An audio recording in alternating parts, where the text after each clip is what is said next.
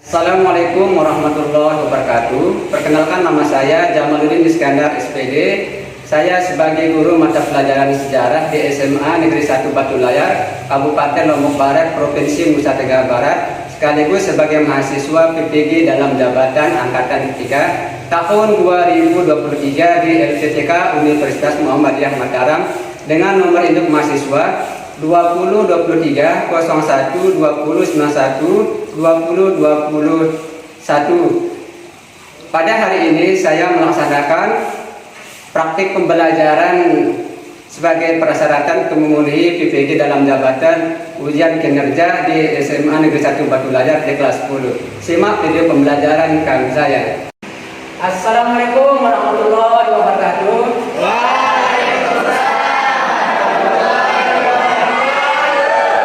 Gimana kabarnya anak hari ini? Baik. Alhamdulillah semua sehat. Nah, sebelum kita mulai belajar, terlebih dahulu mari kita berdoa supaya apa yang kita ajarkan, supaya apa yang kita kerjakan pada hari ini insya Allah akan diterima oleh Allah Subhanahu wa Ta'ala. Silakan tetaplah dulu mimpi dulu berdoa ya. Karena kita mulai pelajaran kita pada siang hari ini, mari kita sama-sama berdoa. Berdoa dimulai.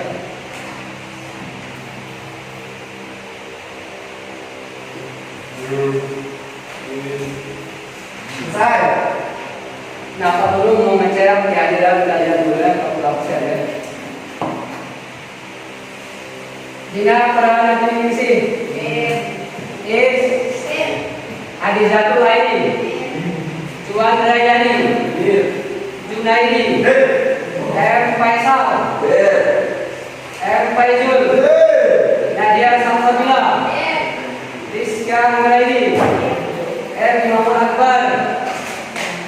Laila Waidah, Maisa, Rizkyati, Martini, Aryadin Widin, Andrian. Nah, alhamdulillah semuanya sudah masuk. Semoga kita selalu diberikan kesehatan ya. Nah, kemudian Pak Guru menayangkan sebuah gambar atau sebuah foto ya. Di antara kalian mungkin ada yang mengingat ya. Nah, gambar ini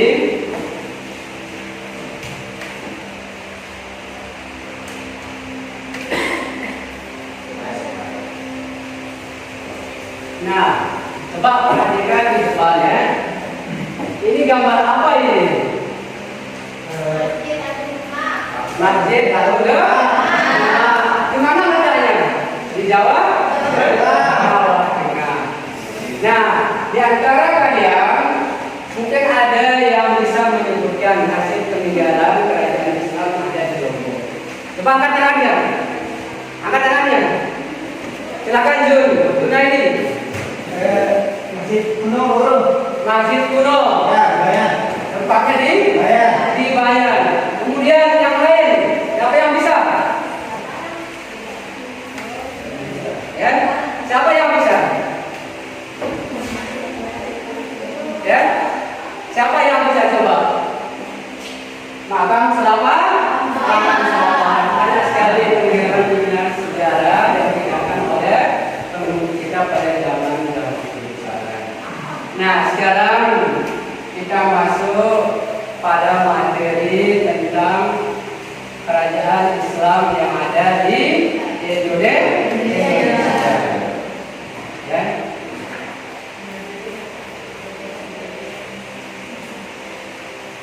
Nah, tapi sebelumnya Pak Guru bertanya sedikit. Siapa sih yang masih ingat materi kita minggu kemarin? Saya, Pak. Silakan, Des. Materi minggu kemarin jalur penyebaran Islam di Indonesia seperti perdagangan, pendidikan, perkawinan adalah tasawuf dan takwa. Nah, itu materi kita minggu kemarin adalah jalur penyebaran agama Islam di Indonesia. Yang berapa? Ada 5. Nah, yang pertama adalah jalur perdagangan. Yang kedua, yang ketiga, pendidikan. Yang keempat, ada tasawuf. Yang kelima, ya, nah itulah hasil penyebaran agama Islam kita pada waktu itu. Nah, kalau mana para pedagang baik dari negara-negara Islam, negara-negara yang ikut campur dalam menyebarkan agama Islam, terutama dari negara Arab, Persia, Gujarat. Nah, jadi di sanalah mereka melakukan hubungan perdagangan antara negara-negara dan negara Nusantara. Ya, misalnya negara Arab melakukan hubungan interaksi antara masyarakat pribumi. Apa yang dilakukan? Yang dilakukan adalah hubungan perdagangan. Nah, di samping itu juga mereka menyebarkan agama Islam. Kesempatannya itu dalam penyebaran agama Islam. Nah, kemudian yang kedua, apa yang kedua adalah nah, setelah mereka melakukan hubungan perdagangan, tidak lama kemudian, ya, di mana para pedagang-pedagang dari Arab, Gujarat, Persia mengawinkan putra-putri, ya, bangsawan dan anak bangsawan, sehingga di sanalah menjadi suatu tempat. Nah, begitu juga dengan pendidikan, ya, para ulama atau para mubarik yang mendirikan suatu pondok pesantren. Tujuannya apa? Untuk mendidik para santri-santrinya, para santri-santri nanti akan juga kembali ke daerahnya sendiri. Dalam tujuan apa? Menyebarkan agama Islam. Nah, kemudian dari pembahasan yang lain akan dibaca. Silakan ingat materi yang kemarin. Nah, sekarang kita masuk pada materi yang hari ini menyangkut tentang kerajaan-kerajaan Islam di Indonesia. Ya. Sebelum kita masuk pada materinya, ada tujuan, ya. Tujuan pembelajaran kita, ya, supaya kita tidak mengaman terhadap materi ini. Apa tujuan materi kita? Tujuannya adalah peserta didik mampu mengidentifikasi kerajaan Islam yang ada di Indonesia. Nah, apa yang diidentifikasikan? Yang diidentifikasikan adalah, nah, ini yang diidentifikasikan. Yang pertama adalah menyangkut tentang letak kerajaan, kehidupan ekonomi, kehidupan sosial masyarakat, kemudian masa kejayaan, peruntukan kerajaan, kemudian silsilah pemerintah. Nah, ini yang kita identifikasikan. Nah, kemudian, nah, yang Pak Guru jelaskan sedikit. Kerajaan yang pertama adalah kerajaan Samudra Pasai. Nah, kerajaan Samudra Pasai ini adalah sebuah kerajaan Islam yang terletak di pesisir pantai utara Sumatera. Di mana kerajaan Samudra Pasai ini didirikan oleh siapa? Sultan Malik Al-Saleh. Ya, Sultan Al-Malik Al-Saleh. Nah, akan tetapi kalau kita lihat dari segi arkeologis atau bukti, belum banyak yang membuktikan terhadap kerajaan Samudra Pasai. Tetapi di sini ada beberapa bukti atau berita menurut para sejarawan, sejarah yang pertama adalah berita Marco Polo. Nah, berita Marco Polo di sini pada tahun 1292 yang menyatakan bahwa, ya, pernah menjumpai sebuah perkampungan. Nah, perkampungan itu letaknya di Sumatera. Ya. Nah, di Sumatera sudah masyarakatnya memeluk agama Islam. Nah, kemudian yang kedua adalah berita Ibnu Battuta 1304 sampai dengan 1358, musafir dari Maluku. Nah, Ibnu Battuta juga menyebutkan bahwa para pedagang yang sudah mendiami perkampungan tersebut sudah memeluk agama Islam. Nah, jadi dari dua bukti tersebut, di mana Samudra Pasai ini sudah ada di Nusantara. Nah, kemudian yang kedua, nah, kehidupan ekonomi masyarakat. Nah, kalau kita lihat di sini kehidupan ekonominya, ya, faktor yang mempengaruhi perkembangan ekonomi Samudra. Apa faktornya? Faktornya adalah letak geografisnya yang sangat strategis, di mana para negara-negara Arab, Persia, Gujarat, ya, melakukan interaksi atau perdagangan Untuk apa memperjualbelikan hasil sumber daya alamnya? Nah, di samping itu juga di mana ya Samudera Pasai ini memiliki sebuah komoditas ekspor perdagangan internasional, di mana komoditasnya yang terbesar adalah kampung sirih, lada, titil maupun yang lainnya. Nah, jadi lewat kehidupan ekonomi masyarakat inilah masyarakatnya sangat tentram, aman. Nah, kemudian lanjut ya, kehidupan sosial masyarakat.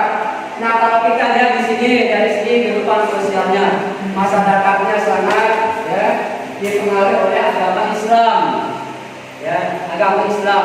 Kemudian banyak orang Aceh yang memperhatikan tentang bagaimana cara-cara memeluk agama Islam, itu juga mempraktikannya. Nah, tapi di sini kalau kita lihat, ya masyarakatnya sangat sangat menghormati para ulama, para kiai, sama seperti kita, ya kita menghormati pada tuan guru misalnya. Dalam satu contoh di kampung, jika ada acara maulid, jika ada acara Islam Milad, maka tuan guru itulah kita persilakan disuruh maju ke depan. Nah, itulah cara kita untuk menghormati yang begitu tua. Nah, itulah yang lain. Coba silakan dibaca-baca buku patennya ya. Nah, sekarang Pak Guru ya menampilkan sebuah video. Ya, video tolong ya, video ini disimak. Kalau bisa silakan ditulis di buku tetangga sedikit ya. Nanti Pak Guru tanyakan ya. Silakan disimak video ini. Hari ini kita akan membahas materi kerajaan Samudra Pasai, tentang kerajaan dan awal pendirian. Samudra Pasai berkembang antara tahun 1270 dan 1275 atau pertengahan abad ke-13. Samudra Pasai terletak lebih kurang 15 km di sebelah timur Lok Sumawe, Nangro, Aceh Darussalam, dengan sultan pertamanya bernama Sultan Malik As-Saleh. Dalam kitab sejarah Melayu dan hikayat Raja-Raja Pasai, Sultan Malik As-Saleh sebelumnya seorang kepala kampung samudra bernama Marasilu. Setelah menganut agama Islam, lantas terganti nama dengan nama Malik As-Saleh. 2. Kehidupan politik. Urutan para raja-raja yang pernah memerintah di Kesultanan Samudra Pasai. 1. Sultan Malik As-Saleh, Sultan Muhammad Malik Zahid, Sultan Mahmud Malik Zahid, Sultan Daerah Abidin Malik Zahid, Sultan Ahmad Shah, Abu Zaid Malik Zahid, Mahmud Malik Zahid. Pada masa pemerintahan Sultan Malik As-Saleh, kerajaan Pasai mempunyai hubungan dengan negara Cina. Menurut sumber sejarah dinasti Yuan, tahun 1282, duta Cina bertemu dengan menteri kerajaan Sumatera di Kuilan yang meminta agar Raja Sumatera mengirimkan dutanya ke Cina. Kesultanan Samudra Pasai mencapai puncaknya pada awal abad ke-16. 3. Kehidupan ekonomi. Bertumpu dari maritim dengan barang komoditas yang diperdagangkan adalah lada, sutra, dan kebun barus, dan pendapatannya dari pajak yang dipungut dari pajak barang ekspor dan impor. Telah menggunakan mata uang seperti uang kecil yang disebut dengan ceitis yang terbuat dari emas. 4. Kehidupan keagamaan. Dalam catatan Ibnu Battuta, Kesultanan Samudra Pasai dikunjungi oleh para ulama dari Persia, Syria atau Syria dan Isfahan. Sultan Samudra Pasai sangat taat terhadap agama Islam yang bermazhab Syafi'i. 5. Peranan dan penyebaran Islam. Kerajaan Samudra Pasai mempunyai peran penting dalam penyebaran Islam di Asia Tenggara. Dalam hikayat Patani terdapat cerita pengislaman Raja Patani yang bernama Payahu Nakpa dilakukan oleh seorang dari Pasai yang bernama Syekh Syahid. Karena berhasil menyembuhkan Raja Patani, setelah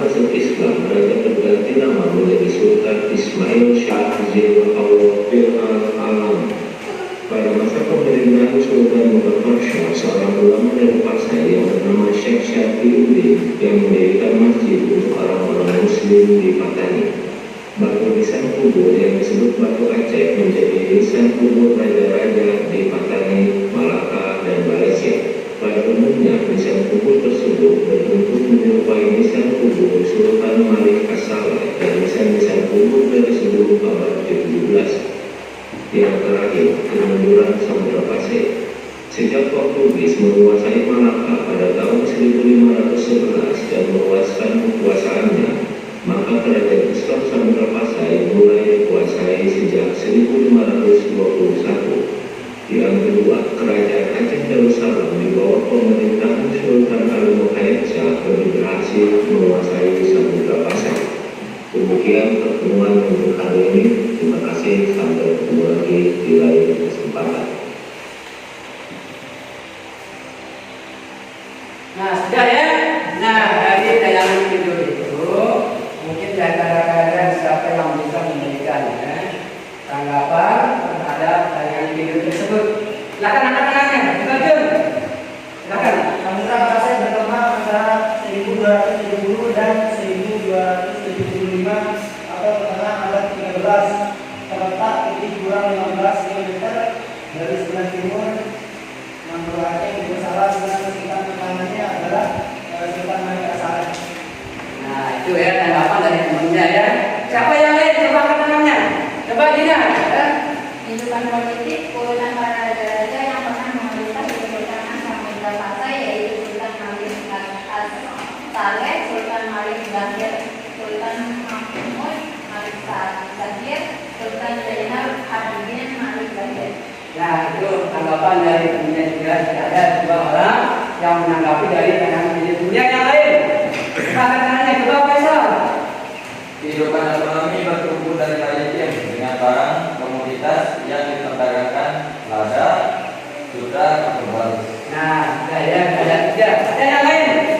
Kalau tidak ada, berarti itulah materi tentang kerajaan Samudra Pasai. Nah, kalau sudah, sekarang aku Pak Guru bagikan kelompoknya ya. Kelompoknya, silakan dibentuk kelompoknya Pak Guru nanti akan bagikan LKPD-nya ya. Silakan. Bagikan LKPD-nya ya. Di mana LKPD-nya nanti akan didiskusikan secara berkelompok. Ya. Nah, setelah LKPD-nya sudah selesai, dipresentasikan ke depan. Nah, aku bagikan LKPD. Ngapain itu di luar?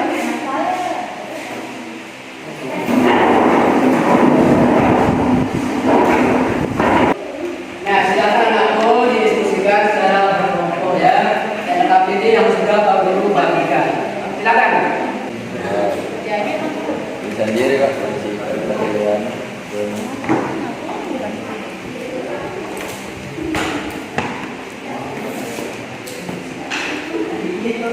Silakan didiskusikan ya.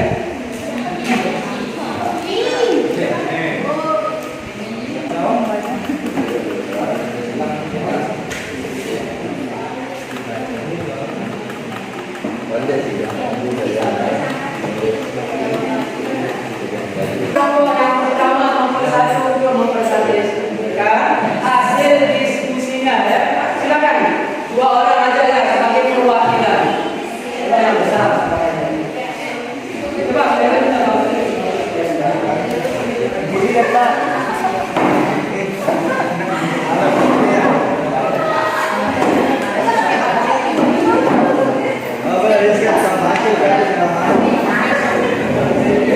Nah, yang lain tolong ingat yang untuk presentasikan hasil diskusinya.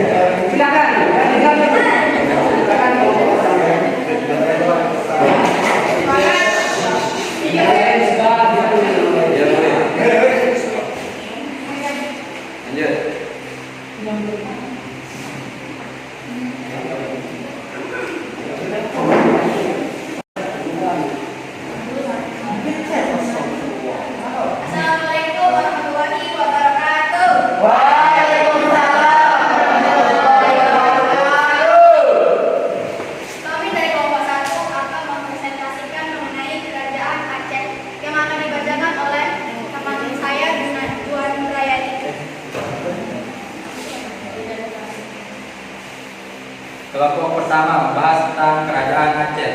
1. Lokasi Kerajaan Aceh.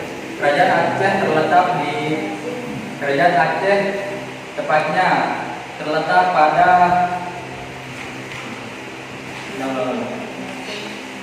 Kerajaan Aceh terletak di Aceh, tepatnya adalah yang dikenal sebagai Banda Aceh. Kerajaan Aceh merupakan kerajaan bercorak Islam, didirikan oleh Ali Muhayyad Shah yang memimpin Kerajaan Aceh selama tahun 1514 sampai 1530 Masehi. 2. Silsilah Kerajaan Aceh. Pertama, Sultan Ali Muhayyad Shah 1996 sampai 1928 Masehi. 3. Keadaan masyarakat dalam kehidupan ekonomi Kerajaan Aceh. Letak Kesultanan Aceh Darussalam yang strategis membuat perekonomian Aceh berkembang pesat, ditambah lagi wilayah kesultanan yang semakin luas dan hubungan dengan pihak asing menjadi faktor kemajuan ekonomi Aceh. Yang keempat, keadaan masyarakat dalam kehidupan sosial Kerajaan Aceh. Dalam kehidupan sosial, perkembangan ajaran agama Islam di Aceh semakin luas.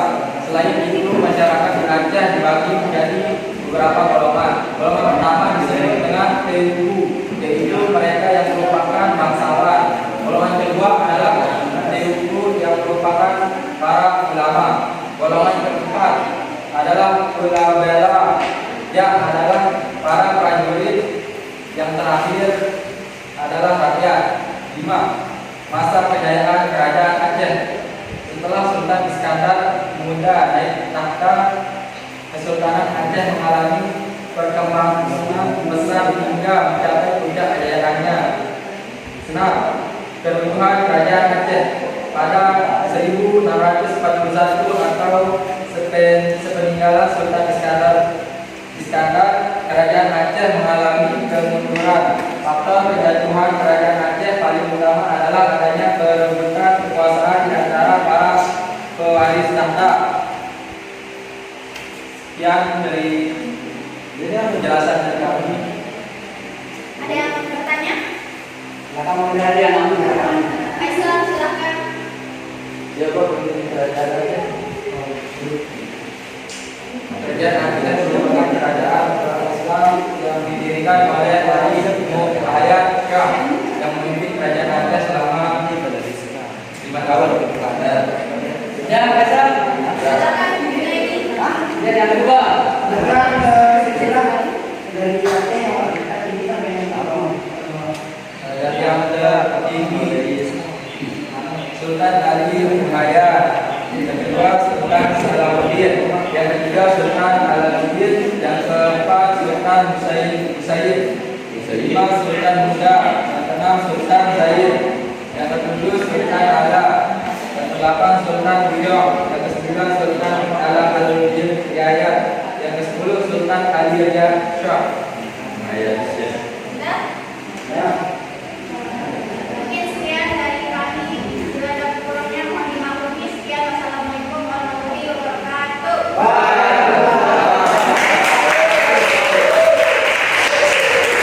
silakan kelompok yang kedua.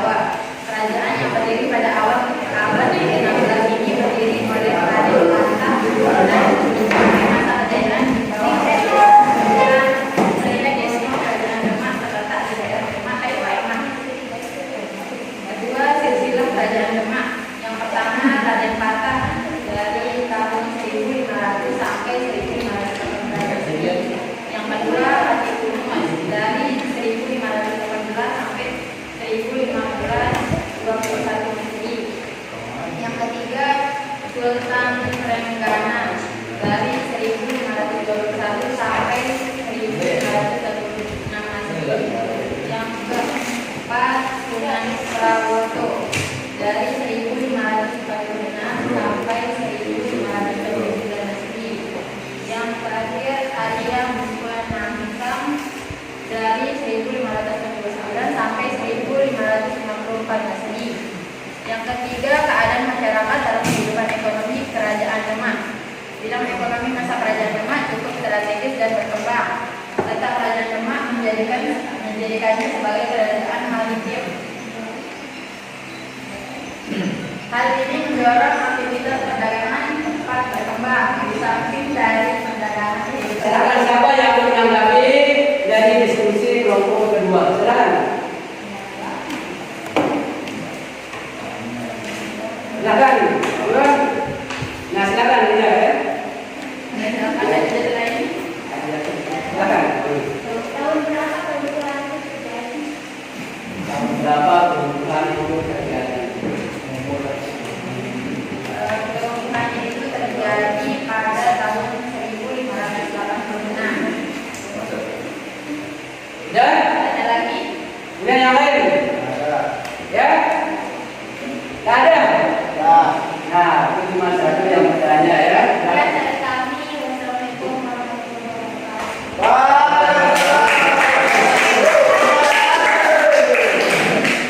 Silakan kelompok yang ketiga, silakan.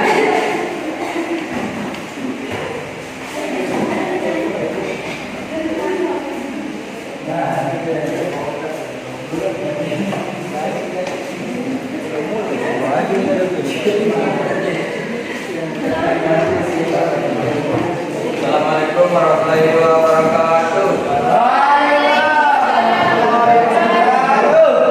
Kami dari kelompok 3 akan mempresentasikan hasil kerja kelompok kelas kami yang dibacakan adalah Hidayatul Aini. Permasalahan yang didiskusikan, lokasi sejarah kerajaan Mataram Islam.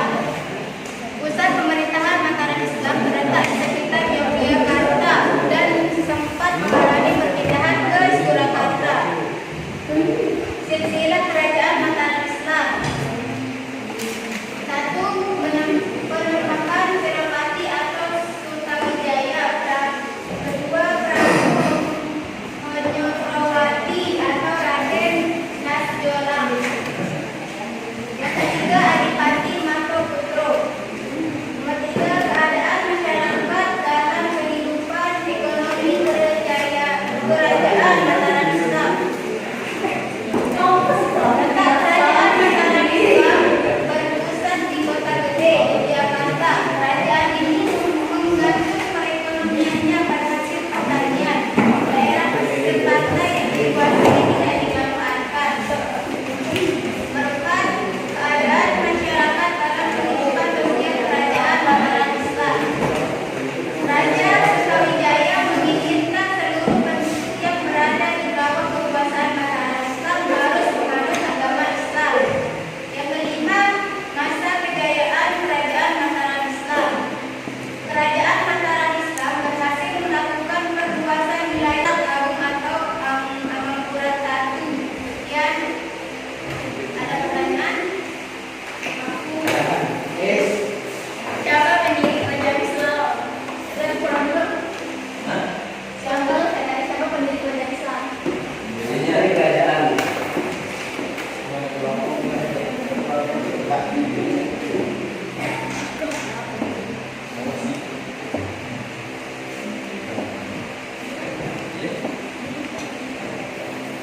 Didirikan oleh Senopati atau Danang Sutawijaya pada akhir abad ke-16. Jais, Sudah Pak, sudah jelas. yang lain. Naidi. Ayo, berapa kali kerajaan Islam yang bersedia? Batavia diserang sebanyak 2 kali. 2 kali. Nah, ya.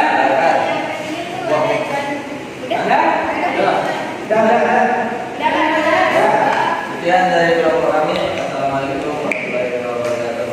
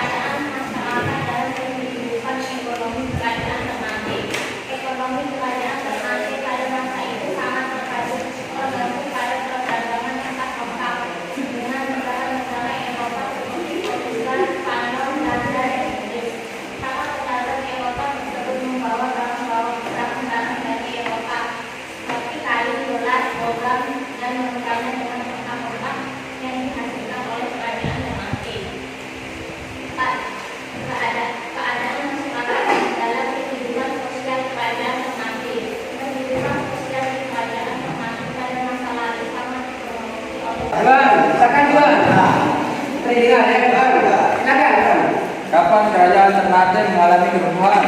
Apa kerajaan Ternate mengalami keruntuhan?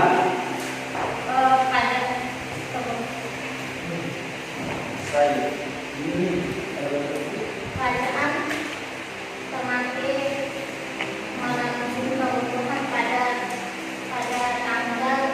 tahun 1606 Masehi. Udah ya? Ya. Kaisar, coba Kaisar yang kedua. Pada abad berapa kejayaan kerajaan Ternate? Pada abad ke-15. Ada abad ke-15. Udah? Silakan Presiden. Sekian dari kelompok kami. Assalamualaikum warahmatullahi wabarakatuh. Diskusi dari setiap kelompok ya. Kelompok pertama, kedua, tiga, dan empat sudah mempresentasikan hasil diskusinya cukup lumayan bagus. Lagi sekali coba upload dulu. Pernah? Ya. Nah dari segi materi yang sudah dipresentasikan tentunya mungkin di antara kalian belum paham silakan. Kalau ada yang belum tanyakan silakan bertanya. Pak Guru dan juga menyangkut tentang sejauh mana ya pengetahuan kalian tentang materi ini. Ya, ada soal yang Pak Guru bagikan. Ya, silakan soal ini.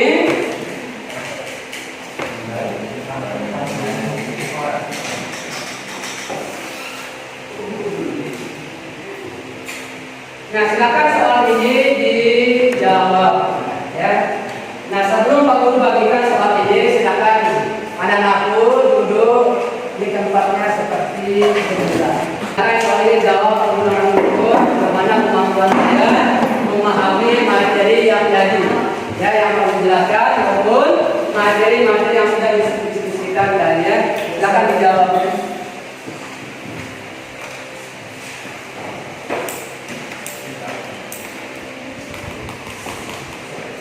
Jawab apabila ya, kalau tidak akan dikumpulkan.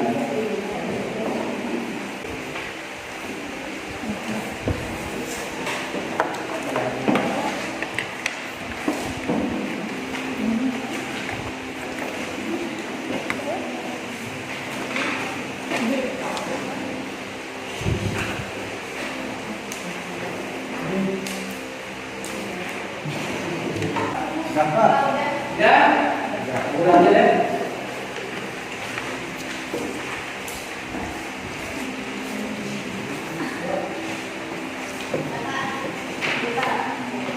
Ya, untuk refleksinya ya. Sebelum kita refleksi ini tinggal dijawab ya apakah ya atau tidak ya. Akan dijawab apakah ya atau tidak. Refleksi untuk kalian sendiri ya. Silakan.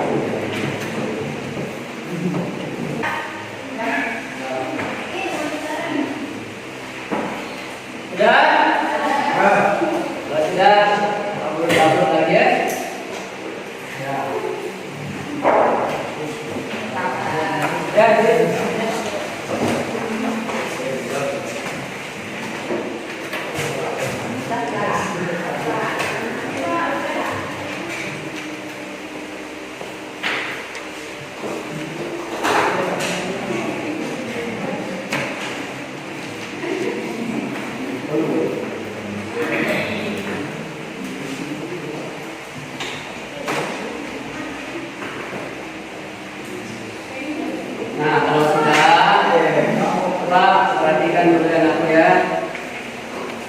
Nah, sebelum kita akhiri, Pak Guru simpulkan sedikit dari materi yang sudah kita pelajari pada hari ini, menyangkut dengan kerajaan-kerajaan Islam yang ada di Indonesia. Ternyata dalam Islam itu banyak sekali, macam beberapa kerajaan Imam, Mataram Islam, kemudian kerajaan mati, kemudian kerajaan yang lain. Nah, tetapi setiap kerajaan itu memiliki perbedaan-perbedaan, baik itu dari segi kehidupan sosialnya maupun ekonomi budaya untuk pemerintahannya.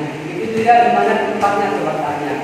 Nah dari sanalah kita bisa memahami bahwa Islam itu sudah ada semenjak sekitar abad sekian. Ya. Nah jadi itulah yang bagi kita pada hari ini. Ya. Nah untuk itu Pak Guru akhiri sampai di sini. Tapi ingat besok di depan materi kita menyangkut tentang bukti-bukti peninggalan sejarah Islam, ya, yang mempengaruhi kebudayaan pada masa sekarang. Itu materi kita minggu depan ya. Akan sambil dipelajari di rumah materinya. Nah, terima kasih anak-anakku. Kita sudah belajar sesuai dengan jadwal kita setiap hari ya. Nah, sebelum memulai ini, mari kelas pimpin dulu berdoa. Semoga apa yang kita pelajari, apa yang kita lakukan pada hari ini, insya Allah akan diterima. Ya, silakan ketua kelas untuk mengakhiri kegiatan pembelajaran kita pada hari ini. Sebelum kita akhiri pelajaran kita pada siang hari ini, mari kita sama-sama berdoa. Bismillahirrahmanirrahim.